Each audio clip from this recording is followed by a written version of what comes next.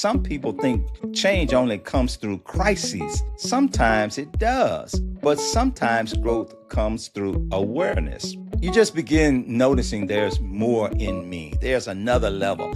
I haven't stepped into this level yet. Something in my life needs attention. Something has become too small for me. And honestly, some of the ceilings people experience are internal more than external. Mindset matters. Perspective matters. The way you define success now matters because the mind can either help expand your future or quietly defend your limitations. And if you've listened to this podcast for a while, I hope you have, then you already know this. The goal is not to shatter every mindset. The goal is to shatter limiting beliefs. That's different.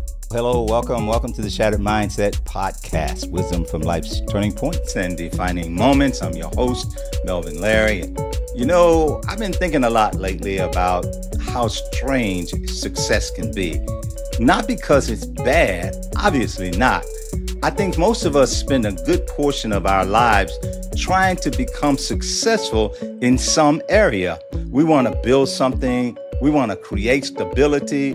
We want to provide for our families. We want to grow. We want to feel like our effort meant something. But what I've been noticing is that sometimes the very thing you worked hard to build can slowly become the thing that keeps you from growing any further. And the strange part is you don't usually notice it right away because when success becomes a ceiling, life doesn't suddenly fall apart. Actually, from the outside, things can still look pretty good. You're functioning, you're earning, you're respected. People know your name. People know what you do. Your routines work. Your systems work. Life becomes familiar, predictable, even manageable. But somewhere underneath all of that, something starts feeling tighter. You don't always have language for it. You just start realizing you're not as challenged as you used to be. Maybe not as curious either. You're still moving, still handling responsibilities and showing up. But internally, something feels flatter than it once did. And I think a lot of people ignore that feeling because they immediately tell themselves, man, stop complaining. Be grateful. I've done that so many times. And gratitude absolutely does matter. But being grateful and recognizing that you've stopped growing are not opposites. Those two things can exist together. You can appreciate your life and still realize something needs to evolve. That's a mature conversation for yourself right there, especially for people who've already built something.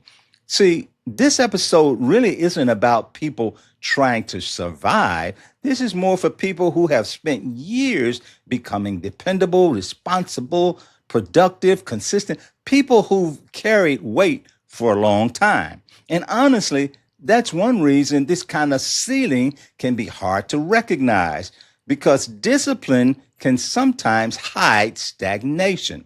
You can become so good at maintaining life that you stop examining whether life is still expanding. That happens more than people really realize.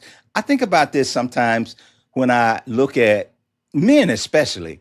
A lot of men spend decades building identity around what they do, providing, producing, achieving, handling responsibility, being useful, being needed. But after a while, it can become difficult to separate who you are from the role you've been performing. Now, that's really real. When I left FedEx after all those years, I learned something about myself that I probably didn't fully understand until I was outside of that corporate environment. I had spent years inside structure, years inside system, inside responsibility, years operating on schedules, expectations, deadlines, performance. And when that chapter changed, there was freedom in it, but there was also a good bit of discomfort. Because when you've operated inside a certain identity for decades, stepping outside of it can feel strange. Even when the next season is better, I think a lot of people experience that in different ways, not just with careers, Sometimes it's leadership, sometimes it's relationships or parenting, business, sometimes it's ministry, even sometimes it's simply getting older and realizing the version of you that handled one season may not fully fit the next one anymore. And that can mess with people emotionally because now you have to face questions you didn't have to think about. Questions like, who am I outside this role? What happens if the thing that made me successful no longer fits where I'm going? What if I've gotten too comfortable inside a version of myself that used to work? And look, those are not easy questions. And honestly, a lot of people avoid them, not because they're lazy, but because they're incapable, sometimes because familiarity feels safer than uncertainty. And that's just human. If something has worked for years, our natural instinct is usually to keep doing it. I mean, listen, how many times have we heard or said, look, if something works, stick with it. Listen, if it ain't broke, don't fix it. I mean, look, we've said that a lot. And okay, it makes sense. The problem is life keeps moving. And sometimes we don't notice how much things around us have changed because our routines still feel normal to us. But eventually, you start realizing the world is shifting. People are thinking differently. Business changes, technology changes, even your energy changes over time. Your priorities change, your perspectives change. They should. And if you're not careful, you can end up trying to navigate a completely different season of life using the same thinking that carried you through an earlier one. One reason that reflection matters so much, not overthinking, not sitting around endlessly trying to analyze life or something. I mean, honest reflection, the kind where you stop long enough to ask yourself whether you're still aligned with where your life is now. Because there's a difference between consistency and simply repeating yourself. And I think sometimes we hide behind words like loyalty, discipline, patience, or responsibility when what's really happening underneath is fear. Fear of disrupting what already works, fear of looking inexperienced again, fear of becoming a beginner, fear of risking comfort, of disappointing people. All of those things go through our heads. It's been through my head so many times. You know, that fear can become really sophisticated too. And that's the dangerous part. Sometimes fear doesn't sound emotional. Sometimes it sounds practical, responsible, even reasonable. Sometimes it even sounds wise. And I think that's why success can quietly become a ceiling. Not because success itself is bad, but because success can reduce urgency. When people are struggling, urgency is obvious. You feel pressure, you feel consequences, you feel the need to move. But once life becomes stable, it gets easier to settle into maintenance mode. And maintenance can slowly replace growth without you realizing it. Now, look, maintaining stability matters, especially when you've got responsibilities. I'm not minimizing that at all. But there's a difference between maintaining something and staying emotionally alive inside your own life. And I think some people slowly lose that without even realizing it. They stop stretching, they stop exploring, stop imagining. People even stop challenging themselves. Not intentionally, life just becomes repetitive. And after a while, routine starts replacing curiosity. That's dangerous. You know, I've said before on this podcast that movement and progress are not always the same thing. Well, I think there's another side to that too. Functioning and growing are not always the same thing either. A person can function at a high level for years and still feel disconnected internally, still successful, still respected, still productive, but no longer expanding. And when that happens, People often try to ignore the signals, but life has a way of whispering before it starts yelling at you. Thank goodness sometimes you start feeling less inspired. Things that once energized you start feeling more mechanical. Conversations feel repetitive. You feel emotionally disconnected from things you used to care deeply about. And sometimes there's no major crisis. That's what confuses people. They think something dramatic has to happen before change is necessary. Not always. Sometimes awareness itself is the signal. You simply start realizing, man, I think I've outgrown something. Happens all the time. It should happen all the time, all right? That can happen emotionally, mentally, professional, spiritually, and creatively. I think one of the hardest parts about growth is that growth often disrupts identity, especially if you've spent years becoming known for a certain thing. People begin expecting consistency from you, predictability and reliability. And after a while, there can be pressure to remain recognizable. That's real. Sometimes the pressure to remain recognizable becomes stronger than the desire to evolve. The place of recognizability, if that's a word, is comfortable for us. We know that. All right. But evolving means changing. It means going into different ground. And if you're not careful, you can spend years trying to preserve an older version of yourself because everybody around you became comfortable with it. You did too. I think that's one reason some people feel guilty when they start changing. They start wanting different things. They start valuing different things. They start slowing down in some areas and become more intentional in other areas. And sometimes people around them don't fully understand it. Sometimes even we feel guilty about it. And we're thinking, man, listen, hey, man, I should be grateful for where I am. And I am.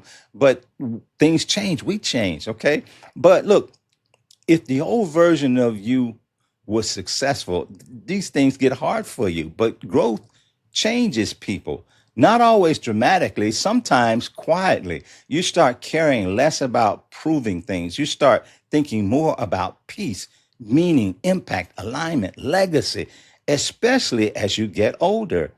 Most of the time, people are trying to build security. And that makes complete sense. You're trying to survive, provide, create stability, trying to get your footing. But after a while, a lot of people begin realizing that security by itself is not enough. At some point, most people start wanting their life to actually feel connected to who they've become. There's a different kind of success there. And honestly, that shift can confuse people because externally, everything may still look fine, but internally, something starts pulling at you. You start sensing there's another level of growth needed somewhere.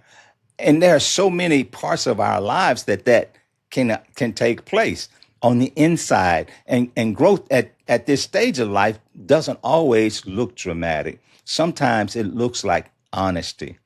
Honesty about what no longer fits. Honesty about what no longer fulfills you.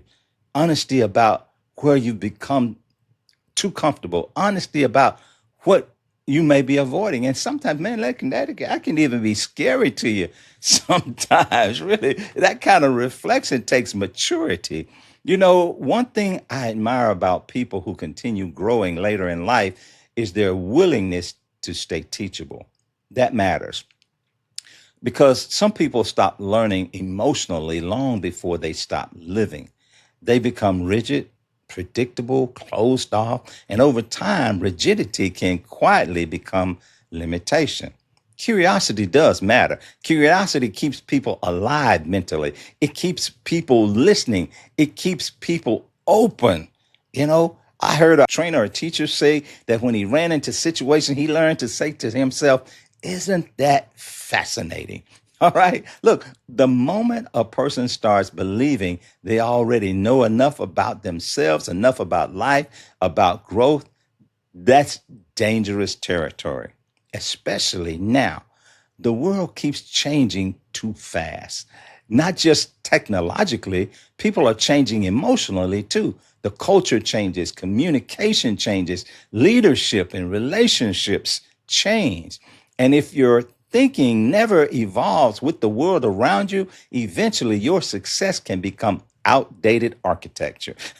I've also noticed something else. Sometimes people don't outgrow success itself. I know that sounds strange to say, but sometimes they outgrow the reasons they pursued it in the first place. Now, that's different. Maybe earlier in life, success was connected to proving something or escaping struggle or being respected or creating security. Maybe it had a different motivation, but eventually your motivations can change. You start valuing things differently: presence, peace, time, contribution, depth, freedom, significance, meaningful relationships. And if you keep chasing an old definition of success after you've already evolved internally, you can end up feeling disconnected from your own life. That's why I believe reflection is essential.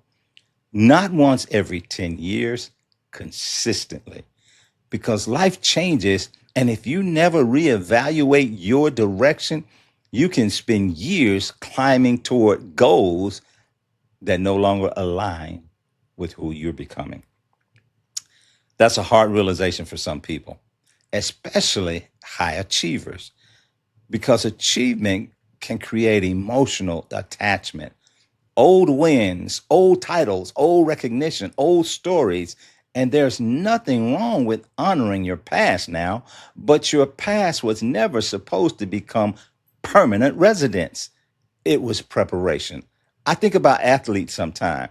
You'll see athletes dominate for years, and then suddenly the game changes around them. The pace changes, the culture changes, the expectations change, and eventually they have to decide whether they're willing to evolve again. Life works that way too. The issue is not aging, the issue is refusing to grow. And let me say this too, because I think it's important. Evolution is not betrayal. Some people genuinely feel guilty for changing, guilty for wanting something different, guilty for thinking differently than they used to, guilty because their priorities shifted. But growth naturally changes perspective over time. That's part of life. A caterpillar can't become a butterfly without changing, without evolving into something different. And you got to accept that change because there's something good on the other side of that. You don't have to hate your current life to realize you're being called toward expansion. That's important. Some people think change only comes through crises. Sometimes it does, but sometimes growth comes through awareness. You just begin noticing there's more in me. There's another level. I haven't stepped into this level yet. Something in my life needs attention. Something has become too small for me. And honestly, some of the ceilings people experience are internal more than external. Mindset matters, perspective matters. The way you define success now matters because the mind can either help expand your future or quietly defend your limitations. And if you've listened to this podcast for a while, I hope you have, then you already know this. The goal is not to shatter every mindset. The goal is to shatter limiting beliefs. That's different. Some beliefs ground you. Some beliefs strengthen you. Some beliefs protect you. But limiting beliefs quietly shrink your future. And one of the sneakiest limiting beliefs a person can carry is this idea that they've already reached their ceiling. No, no, no. Maybe not consciously, but emotionally. They stop stretching, stop risking, stop imagining, not because they're incapable, but because familiarity became more comfortable than possibility. And I think one of the most important things a person can do, especially in midlife, is remain emotionally open. Not unstable, not impulsive, just open. Open to learning, open to growth, open to seeing things differently, and open to evolving. Because becoming never ends. It doesn't.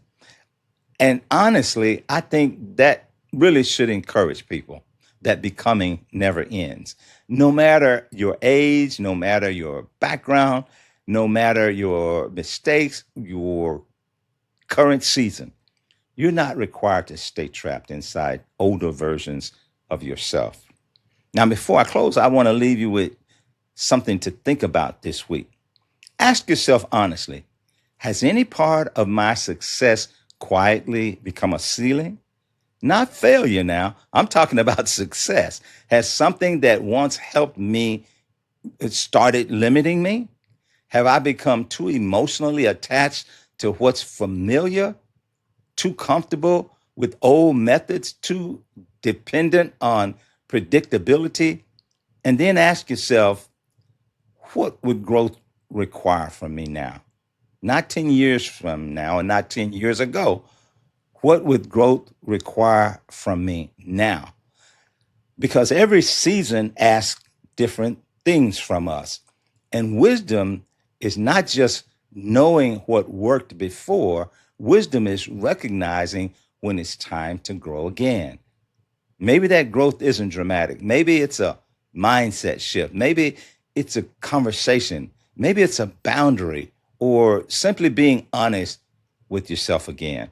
Whatever it is, don't let success become the reason you stop evolving because life still has more to teach you. There's still more in you.